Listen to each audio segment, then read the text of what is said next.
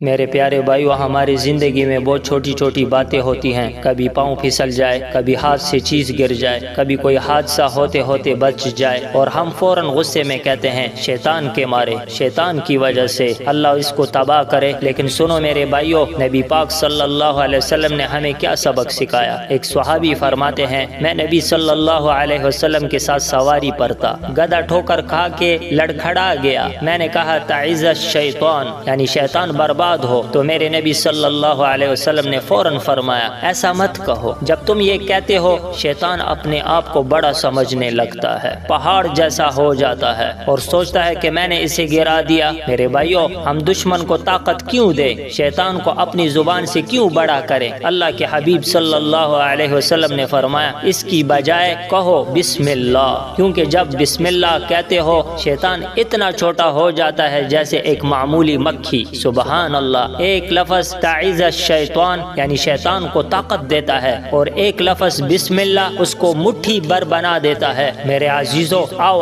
آج سے عہد کریں، کسی بھی مشکل، کسی بھی حادثے کے لمحے میں غفلت سے شیطان کو بڑا نہیں کرنا، صرف بسم اللہ کہنا ہے۔ اس میں برکت ہے، اس میں تحفظ ہے، اس میں ایمان والوں کی شان ہے۔